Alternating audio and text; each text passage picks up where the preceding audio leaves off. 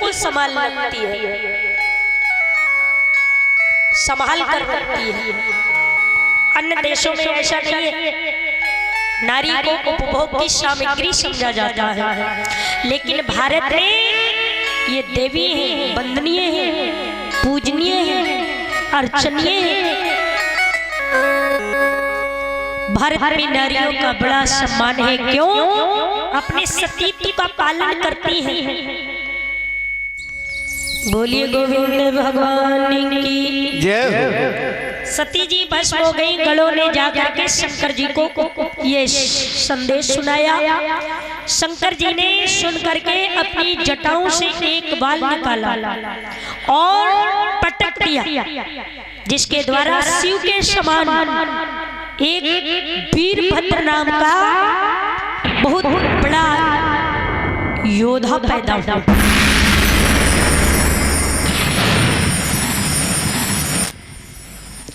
जब बहुत बड़ा योद्धा हुआ, शिव जी के समान तेजवान, जिसको जटाभद्र भी कहते हैं, वीरभद्र भी कहते हैं,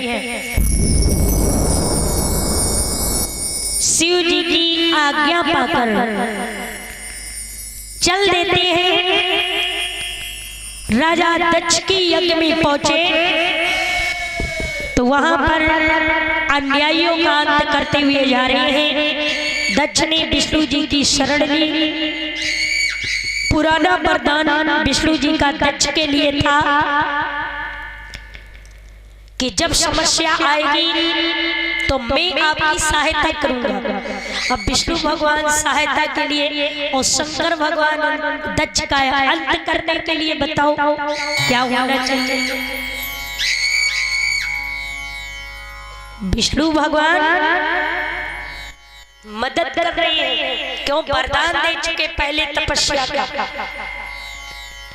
सबसे बड़ा संकट जब दक्ष को आया, लेकिन एक बात जानते हो कि कोई भी गलत कार्य किया है तो उसका उपभोग करना पड़ेगा। अच्छा कार्य किया तो मिलेगा, गलत किया तो मिलेगा। तो भगवान विष्णु भी सहायता करते हैं, लेकिन शिव की शक्ति से आज विष्णु भगवान पूर्ण रूप से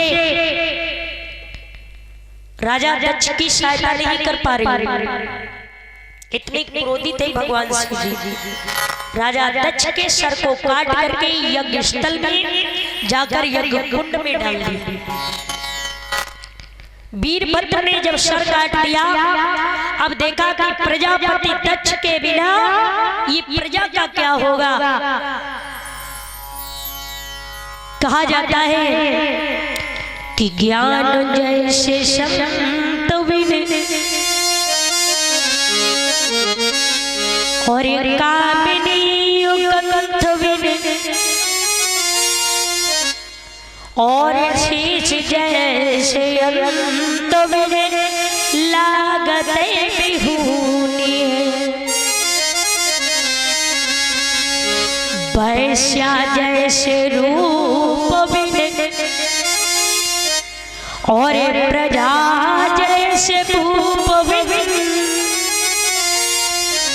और बाग जैसे भूप विने सब सारी सुनी है। प्रजा के बीच में अगर राजा नहीं है तो उसका कंट्रोल कौन करेगा? बाग में अगर कुआं नहीं है, जलाशय नहीं है तो बगीचा अच्छा नहीं लगता है।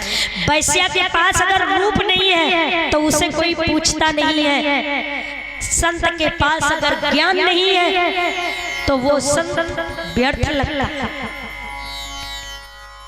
इसी प्रकार प्रजापति दक्ष के बिना ये प्रजा का क्या होगा? इनका जिंदा होना बहुत जरूरी है। नारायण जी ने, ब्रह्मा जी ने प्रकट किया शंकर जी को, प्रार्थना की शिव जी से। शिव जी द्रवित हो गए। शिव जी ने दक्ष के अहंकार को उजागर कर सदृश कर दिया। एक बकरे की गर्दन को काटा बकरे का सर दक्ष के शरीर में जोड़ दिया, उसे जीवन दान दे दिया। ये अहंकार का स्वरूप है। जो अहंकार करता है उसके साथ ऐसा ही होता है। शिव जी के संग में कभी अहंकार ना करो। शिव जी बहुत बड़े वरदाता हैं। छोटी से छोटी तपस्या में शंकर जी आ जाते हैं।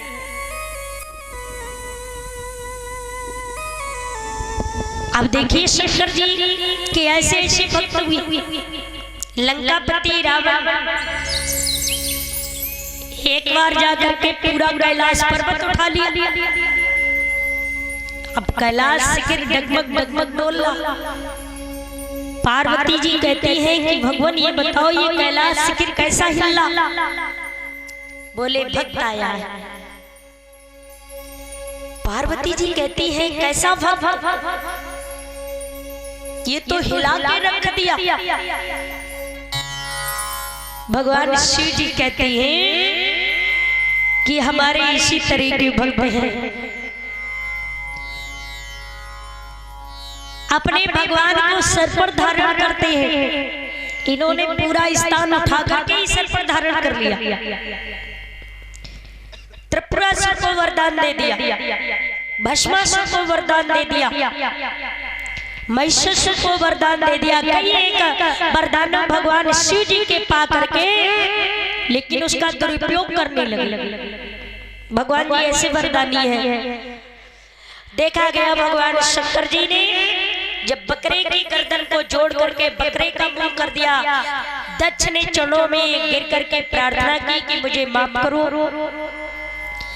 ये मेरे अहंकार का स्वरूप है, ये मेरे अहंकार का फल मिला, ये मैंने नहीं जाना।